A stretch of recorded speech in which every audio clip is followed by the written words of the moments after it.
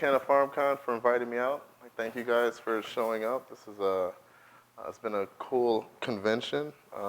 So today we're going to speak about cannabis propagation and plant health. Make sure this clicker is working.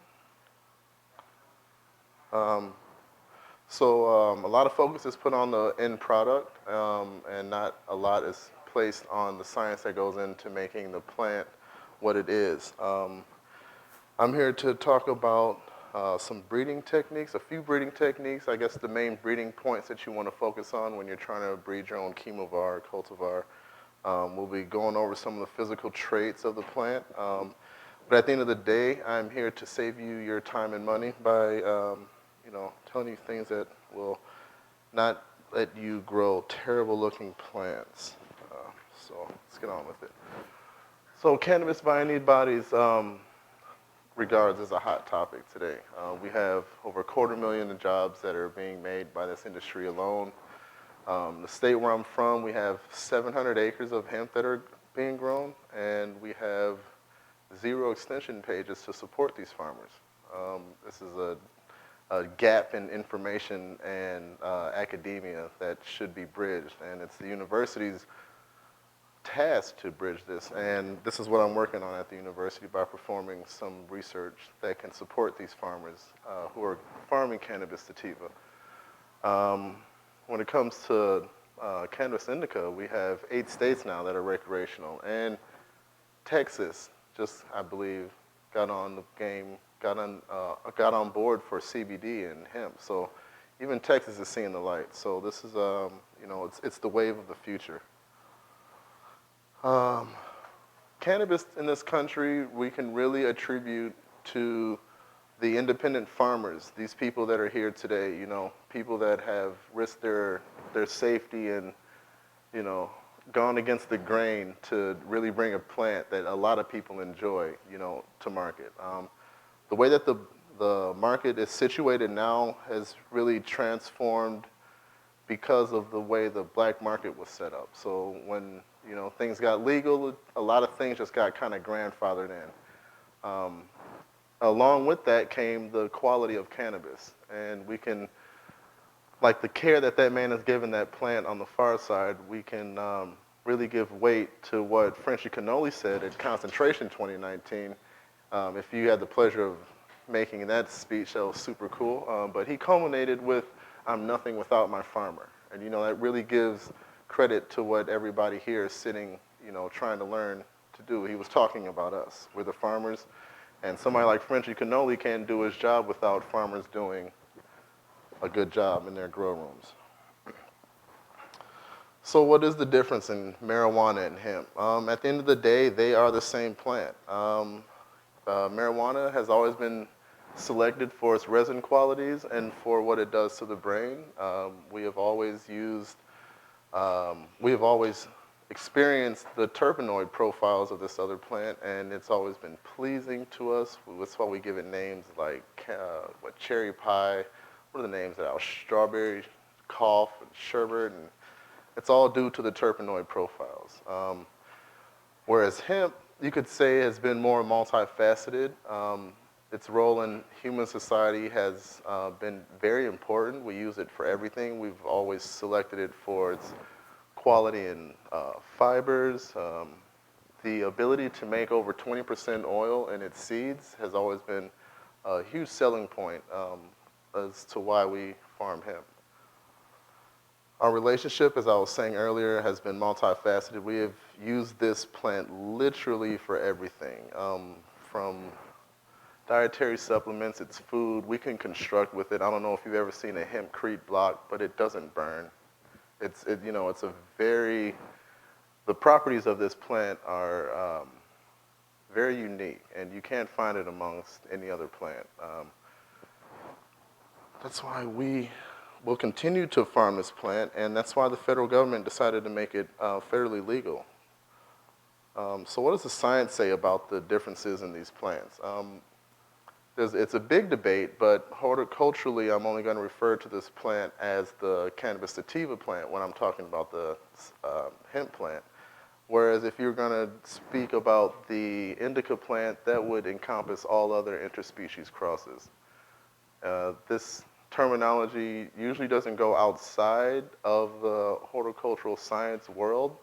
A lot of people will attribute sativa to, the type of high that they get when they experience the plant, whether it's uplifting, or they may say the indica makes them more couch-like. But these are just experiences that you get when you ingest a plant. But when we're talking about it morphologically or horticultural science, when we talk about sativa, it only refers to the industrial type, whereas indica refers to every other interspecies cross that is used for medicine.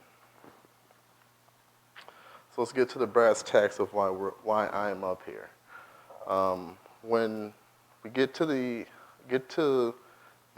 nit of grow, not getting encumbered with things that you may be unaware of will save you the most time, I would say.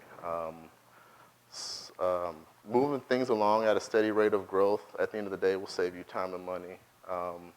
Things that may enhance your yield, when you don't pay attention to the small details, I'll say that they will cost you a lot of money. Paying attention to things like soil, your CO2, and your light saturation will move your plant along at a steady rate of growth. So light and photosynthesis. When we speak about light and photosynthesis, this is the main driver.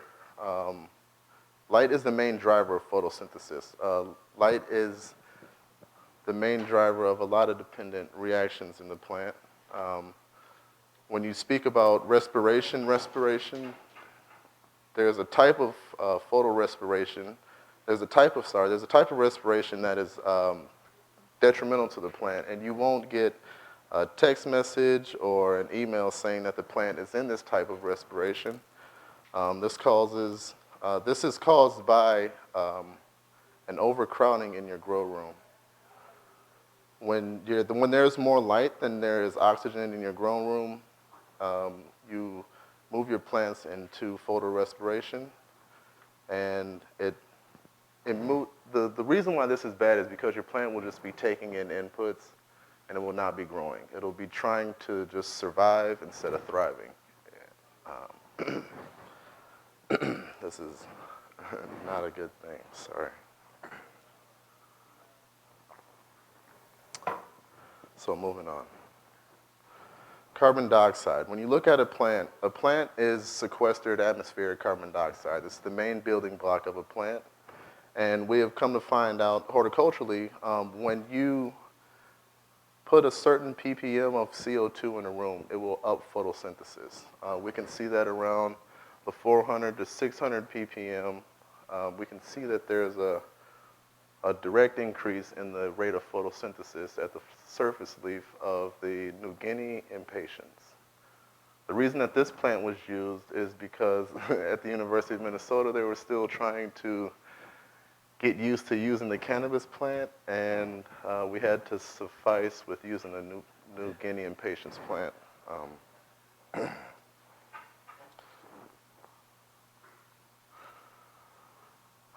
So, the next thing we're going to talk about is leaf unfolding rate. The reason this is important, it's the third principle of growing. The average daily temperature is what controls the leaf unfolding rate. The more leaves that you have working on your plant, the less time that it's going to spend in that phase of growth. The reason this is important, because this will save you time and money, as your plant will move through the vegetative phase into the flowering phase faster. More leaves means more photosynthesis. So far what we have is leaf unfolding rate, which is controlled by the average daily temperature. Light saturation is directly attributed to the rate of photosynthesis that is going on in your room. When you up the amount of CO2 in your room, the rate of photosynthesis will also increase. All these points will save you time and money. Getting into the grow, what supports fast growth and what will not encumber growth are things that are going on in the soil. We were speaking earlier, yesterday if you were here, we were speaking about mycorrhizae connections. These connections are formed by fungi. They support the health of the plant. They increase the surface area of the root, allowing for more uptake of nutrients. One thing to pay attention to is the type of soil that you have. The particles, so you have a silt, sand, and clay fraction of your soil. The clay fraction tends to support more of the cation exchange complex. This is the plant's ability to uptake nutrients by releasing hydrogen ions and absorbing nutritional ions. Integrated pest management. The reason this is important is because your plants your plants are home to a lot of pests. Pathogens, we're still coming out with new ones. I think, was it last month, I think, or a couple months ago, we were talking about hop latent virus just yesterday. This is something that's brand new. It's a pathogen that's been around probably longer than we care to acknowledge, but it has been causing plants to look like they're infected with what's called root rot or pythium.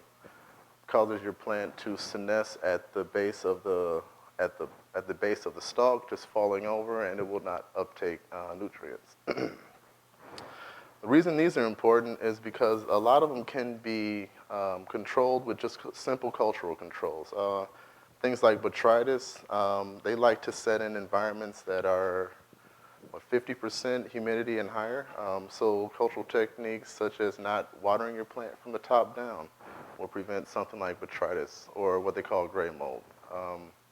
Powdery mildew, you can control that. The state where I'm from, it snows 9 months out of the year. We have a ton of road salts, calcium chloride. A simple salt solution, 0.8 milligrams to about 1.6 milligrams, grams per liter, with a little surfactant. I use capsule. Surfactant just loosens the surface tension of the water, so when you apply this solution to your leaves, it doesn't just bead up and fall off. But you can spray your leaves with a simple salt solution, and something like powdery mildew can be controlled. You can see the wasp at the top preying on the aphid. This is a simple life circle that you can promote further in your grow room by introducing things, biocontrols. We have a lot of people who love bugs, and they have figured out the circle of life with these organisms. And it's not an expensive investment, but at the end of the day, it saves time and money, and it means pounds at the end of the day when you don't have an aphid infestation. So getting on to your plant parts. The reason this is important, you'd be surprised how many people don't understand the top from the bottom of a plant. So I'm not going to go over all the essential parts of a clone, but just the main ones that you should be aware of. What we have here is the inner node. The inner node controls the dimensions of your plant, so whether you have a short and bushy plant or a tall and lanky plant, all depends on the amount of inner nodes and their lengths.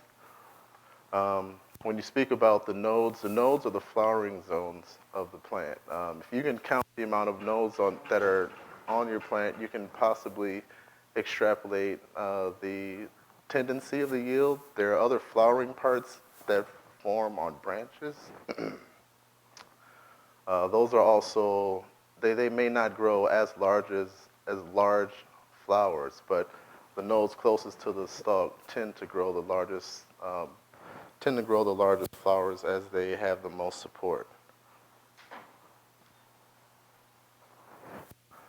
Top from bottom also, so the leaves have different tints. The tops of the leaves tend to be the darkest. This signifies the top of the plant, whereas the bottom of the leaf tends to be the lightest.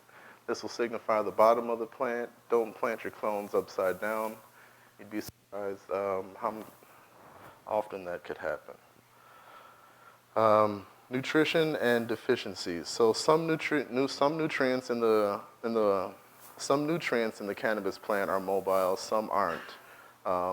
some mobile nutrients you can see from the plant on the top is stressed. That's a magnesium, I want to say. That's a magnesium deficiency. You can see that internally there is stress in the plant because this mobile nutrient is not being supplied to the plant. Whereas on the bottom there is a nutrient deficiency, zinc. Zinc is not mobile, so deficiencies in the plant tend to be more systemic looking. There are a lot of different stressors that the plant will show you. I implore you to look them up yourself. There are a lot of different types of stressors, but this is only two, but it just goes to show you that your plant will tell you certain nutrients that it wants or is in lack of. Neglect, I guarantee, will cost you time and money. Getting on to the germination. So starting your plant from seed, you're going to want to look at a time investment of no more than 7 days. If your plant is struggling to emerge from the soil still after 7 days, you're going to want to be concerned about a possible infection, probably a plant pathogen. Outside of this phase, you're only going to want to look at about a 6-week investment into your seedling phase, or once you can count 14 leaves, you can successfully say that you can move on to the vegetative phase. Remember in this phase that you want to concentrate mostly on the white type of light, as this will promote more vegetative growth, whereas when it comes to humidity and ventilation, although they require a certain level of humidity and that more so supports bacteria, ventilation can nip in the butt the establishment of certain pathogens. So make sure that at least the air is moving. Especially in this phase, they can't necessarily fight off a lot. In the vegetative phase, this is super important, as this is the phase where the sex of the plant comes prevalent. Although there are ways around that now, you can do certain chemical assays at home. They're pretty expensive. You can sex your plant right outside of the seedling phase, I believe now. But if you're doing it the old way, you're going to want to look at it no more than about a 2-month time investment. You're going to want to switch your light. The amount of light that you're giving your plant is going to want to move from about 20 hours a day. A lot of people do 20 hours a day A lot of people do 20 hours a day when they are in the germination phase. In vegetative phase, it's okay to give your plant more dark phase or sleep time. You're going to want to you're going to want to concentrate also on the type of nitrogen that you're giving your plant. Different types of nitrogen have different effects on the plant. Nitrate types of nitrogen tend to carry a calcium ion with them. Well, they don't tend to. They do carry calcium ion with them. This adds body and weight to your plant.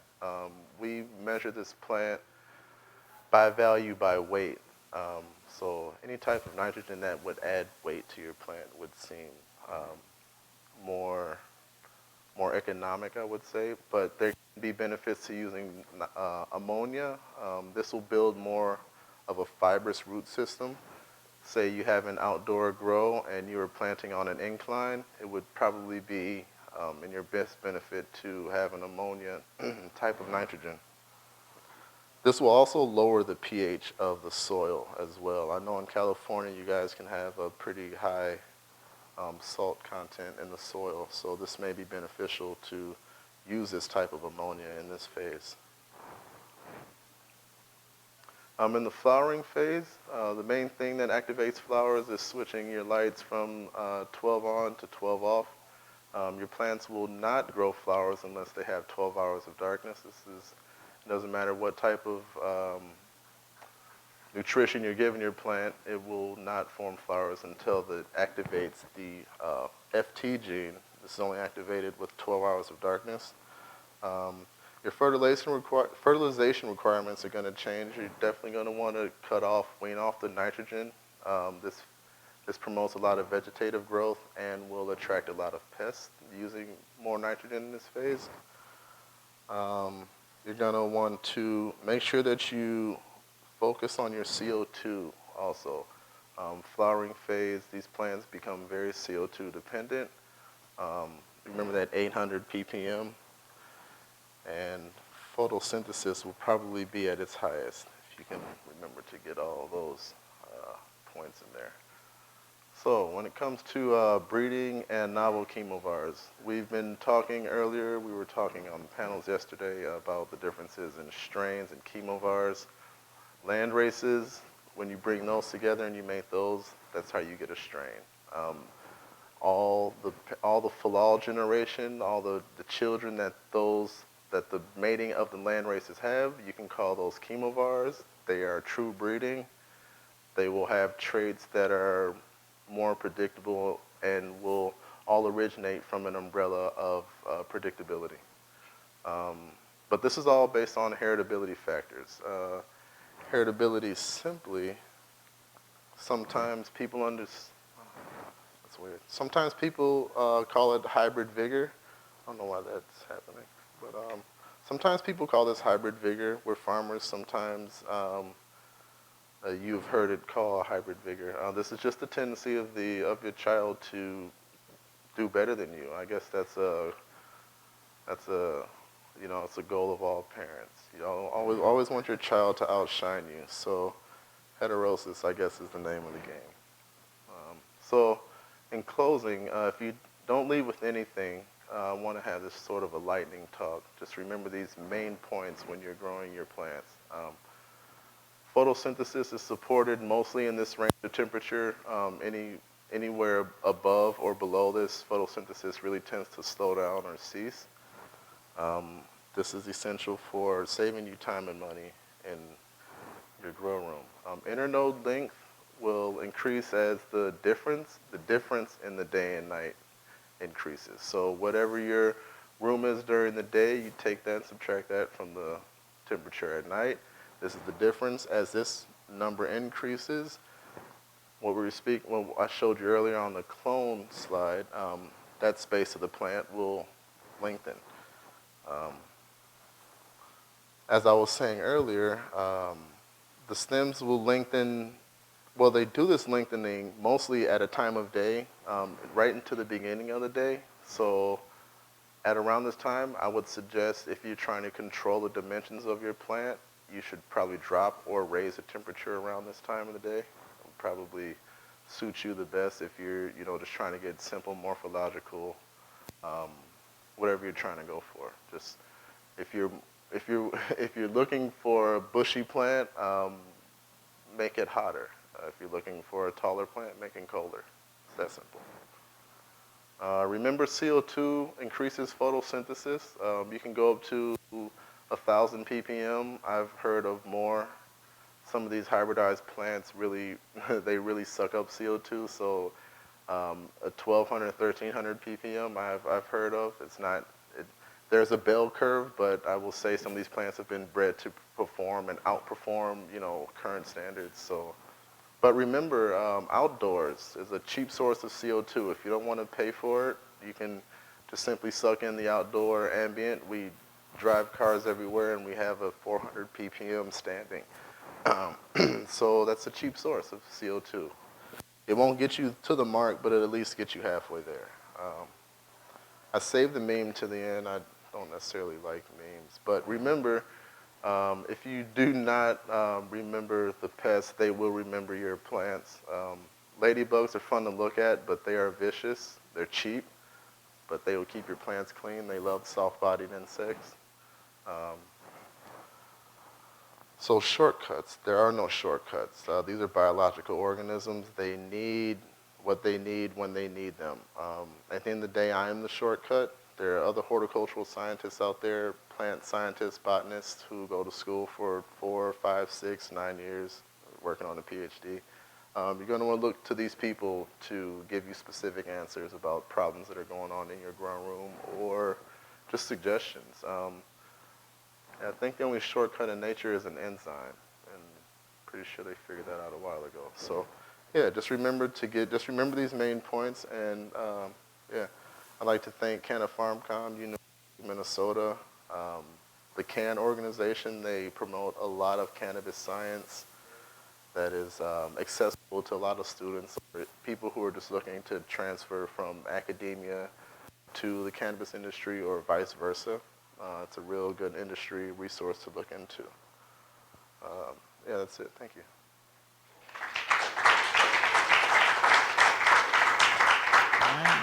And I think they make don't they make the slides available? Do they? Yeah. The slides and the videos will be available to everyone in about a month's time. So just, All right. it'd be to your email that you registered with. Yeah.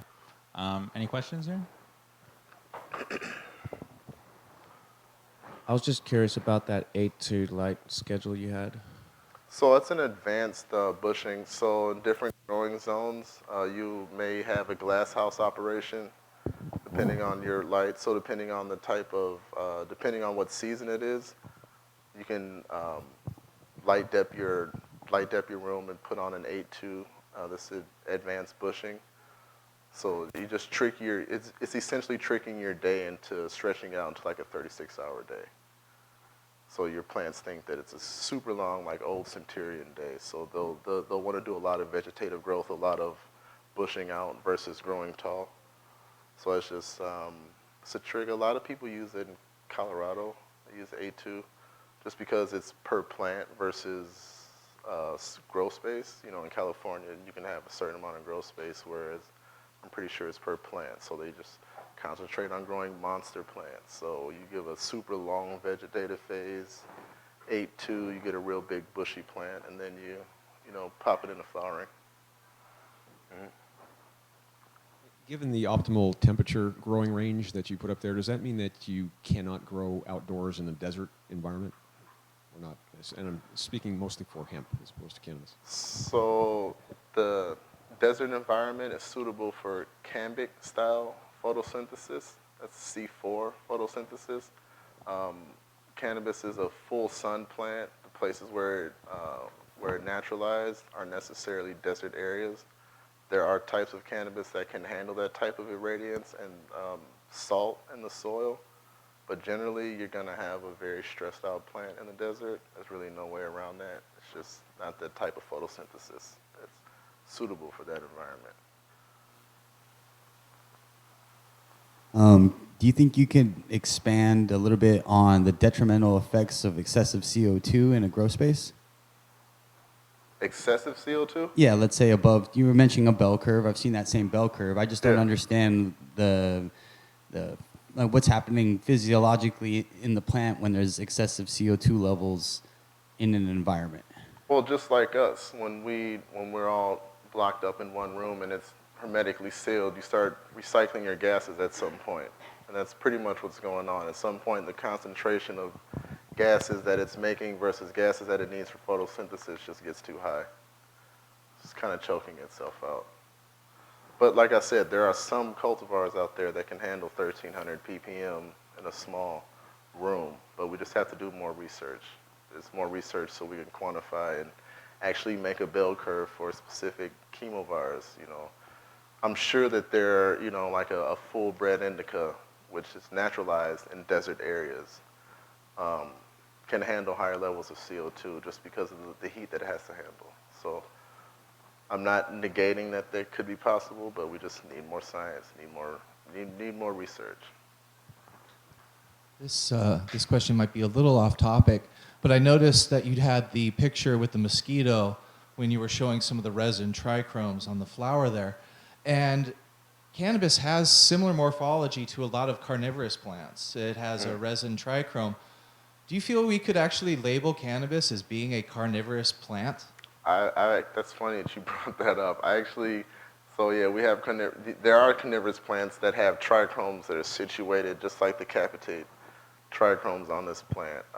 I could easily see that there's definitely a species that has developed a way to take in nitrogen that way by insects adhering to the stem. I wouldn't leave that out. This plant amazes me every time I work with it, and easily I could see that happening. But generally, I'm pretty sure that carnivorous plants, that's an old mechanism for absorbing nitrogen. But with a plant that makes as many secretions as this, I wouldn't leave it out of its ability. definitely. The definition actually includes not just killing insects, but trapping them.